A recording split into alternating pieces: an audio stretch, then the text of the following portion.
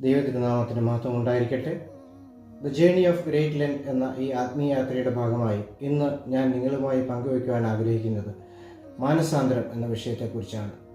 മാനസാന്തരം എന്നാൽ മനസ്സിൻ്റെ മാറ്റം, അല്ലെങ്കിൽ തെറ്റായ വഴിയിൽ നിന്നും നല്ല വഴിയിലേക്കുള്ള മടക്കം എന്നൊക്കെയാണല്ലോ നാം അർത്ഥമാക്കുന്നത്. വിശുദ്ധ മത്തായിയുടെ സുവിശേഷം 4-ാം അധ്യായം 17-ാം വാക്യം ഇപ്രകാരം പറയുന്നു: മാനസാന്തരപ്പെടുവീൻ, സ്വർഗരാജ്യം സമീപിച്ചിരിക്കുന്നു. ഈ വചനപ്രകാരം സ്വർഗരാജ്യം നമുക്ക് സമീപസ്ഥമാണ്. എന്നാൽ അതിലേക്ക് കടക്കുക എന്നതിന് ഒരു പശ്ചാത്താപം ആവശ്യമാണ്. ദൈവരാജ്യത്തിലേക്ക് പ്രവേശിക്കുവാനുള്ള വലിയ വാതിലാണ് മാനസാന്തരം അഥവാ റിപ്പൻറ്റൻസ്. ദോഷമുള്ള വഴിവിട്ട് ദൈവത്തിൻ്റെ ഇഷ്ടം ചെയ്യുക എന്നതാണ് ഇതുകൊണ്ട് അർത്ഥമാക്കുന്നത്. ദൈവരാജ്യത്തിൻ്റെ വാതിൽ അനുദപിക്കുന്ന പാപിക്കായി തമ്പുരാൻ എപ്പോഴും തുറന്നിട്ടിരിക്കുന്നു.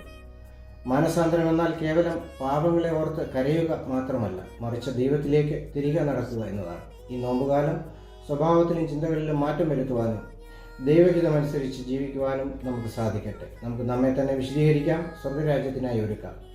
അനുഗ്രഹീതമായ ഒരു നോമ്പുകാലം ആശംസിക്കുന്നു. ദൈവം ധാരാളമായി അനുഗ്രഹിക്കട്ടെ.